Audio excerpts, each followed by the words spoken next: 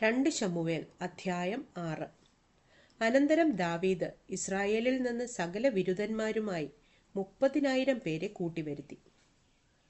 കെരൂബുകളുടെ മീതെ അധിവസിക്കുന്നവനായ സൈന്യങ്ങളുടെ യഹോവ എന്ന നാമത്താൽ വിളിക്കപ്പെട്ടിരിക്കുന്ന ദൈവത്തിന്റെ പെട്ടകം ബാലെ യഹൂദായിൽ നിന്ന് കൊണ്ടുവരേണ്ടതിന് ദാവീദും കൂടെയുള്ള സകല ജനവും അവിടേക്ക് പുറപ്പെട്ടു പോയി.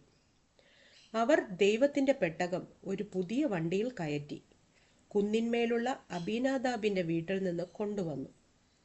അബീനാദാബിന്റെ പുത്രന്മാരായ ഉസ്സയും അഹ്യോവും ആ പുതിയ വണ്ടി തെളിച്ചു. കുന്നിന്മേലുള്ള അബീനാദാബിന്റെ വീട്ടിൽ നിന്ന് അവർ അതിനെ ദൈവത്തിന്റെ പെട്ടകവുമായി കൊണ്ടുപോരുമ്പോൾ അഹ്യോ പെട്ടകത്തിനു മുമ്പായി നടന്നു.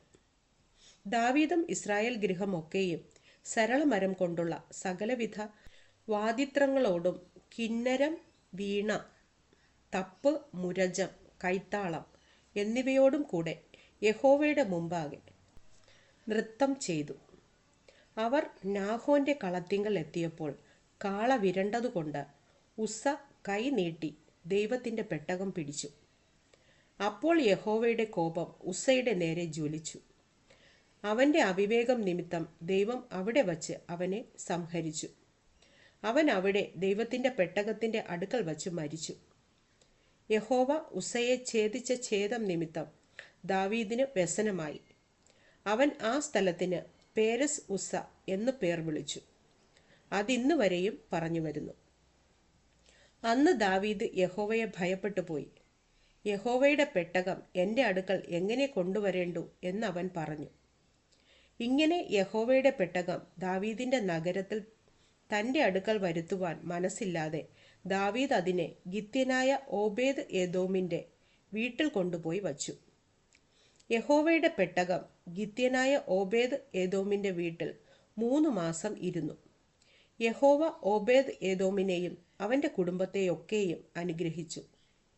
ദൈവത്തിന്റെ പെട്ടകം നിമിത്തം യഹോവ ഓബേദ് ഏദോമിന്റെ കുടുംബത്തെയും അവനുള്ള സകലത്തെയും അനുഗ്രഹിച്ചു എന്ന് ദാവീദ് രാജാവിന് അറിവ് കിട്ടിയപ്പോൾ ദാവീദ് പുറപ്പെട്ട് ദൈവത്തിന്റെ പെട്ടകം ഓബേദ് ഏദോമിന്റെ വീട്ടിൽ നിന്ന് ദാവീദിന്റെ നഗരത്തിലേക്ക് സന്തോഷത്തോടെ കൊണ്ടുവന്നു. യഹോവയുടെ പെട്ടകം ചുമന്നവർ 6 ചുവട് നടന്ന ശേഷം അവൻ ഒരു കാളയെയും തടിപ്പിച്ച കിടാവിനെയും യാഗം കഴിച്ചു. ദാവീദ് പഞ്ഞിനൂലങ്കി ധരിച്ചുകൊണ്ട് പൂർണ്ണ ശക്തിയോടെ യഹോവയുടെ മുമ്പാകെ നൃത്തം ചെയ്തു. അങ്ങനെ ദാവീദും ഇസ്രായേൽ ഗൃഹമൊക്കെയും ആർപ്പോടും കാഹളനാദത്തോടും കൂടെ യഹോവയുടെ പെട്ടകം കൊണ്ടുവന്നു.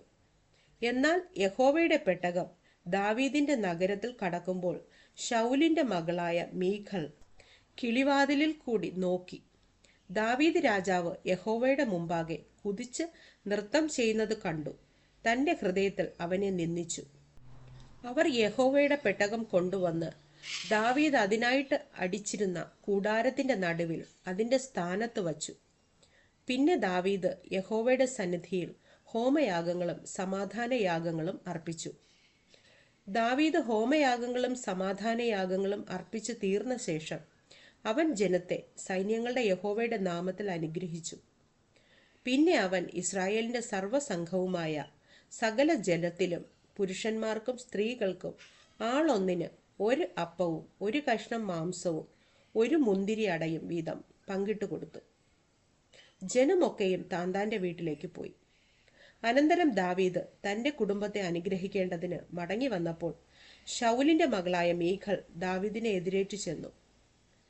നിസ്സാരന്മാരിൽ ഒരുത്തൻ തന്നെത്താൻ അനാവൃതനാക്കുന്നത് പോലെ ഇന്ന് തന്റെ ദാസന്മാരുടെ ദാസികൾ കാണെ തന്നെത്താൻ അനാവൃതനാക്കിയ ഇസ്രായേൽ രാജാവ് ഇന്ന് എത്ര മഹത്വമുള്ളവൻ എന്ന് പറഞ്ഞു.